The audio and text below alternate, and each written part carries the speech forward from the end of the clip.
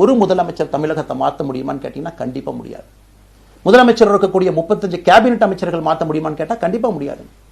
234 சட்டமன்ற உறுப்பினர்கள் மாற்ற முடியுமான்னு கேட்டா முடியாது. 39 பாராளுமன்ற உறுப்பினர்கள் மாற்ற முடியுமான்னு கேட்டீங்கன்னா முடியாதுங்க. அவர்களோடு உள்ளாட்சி பிரதிநிதிகளாக இருக்கக்கூடிய கிட்டத்தட்ட 30,000க்கும் மேற்பட்ட பிரதிநிதிகள், பஞ்சாயத்து தலைவரிலிருந்து ஆரம்பித்து கவுன்சிலரிலிருந்து ஒரு கார்பரேஷன் கவுன்சிலரிலிருந்து மேயரிலிருந்து, நம்முடைய நோக்கம் எல்லா இடத்துலையும் கிளீன் பாலிடிக்ஸ் கொண்டு வரும், எல்லா இடத்துலையும் கிளீன் கவர்னன்ஸ் கொண்டு வரும், எல்லா இடத்துலையும் ஹானஸ்ட், எஃபிஷியன்ட், கேபபிள், வேலையை செய்து முடிக்கக்கூடிய திறன் படைத்த தலைவர்கள் அங்கே கொண்டு வந்து வைக்கணும்.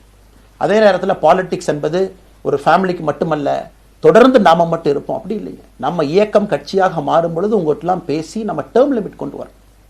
நாம் ஒரு வித்தியாசமான கட்சினா எல்லோருக்கும் வாய்ப்பு கொடுக்கணும். 140 கோடி மக்கள் வசிக்கக்கூடிய அந்த நாட்டில், தமிழகத்தில் கிட்டத்தட்ட 8 கோடி பேர்த்துக்கு நாம் இருக்கோம். 5.5 கோடிக்கு மேற்பட்ட வாக்காளர்கள் இருக்கும் பொழுது எல்லோரையும் அரசியலுக்கு வாய்ப்பு கொடுக்கணும்.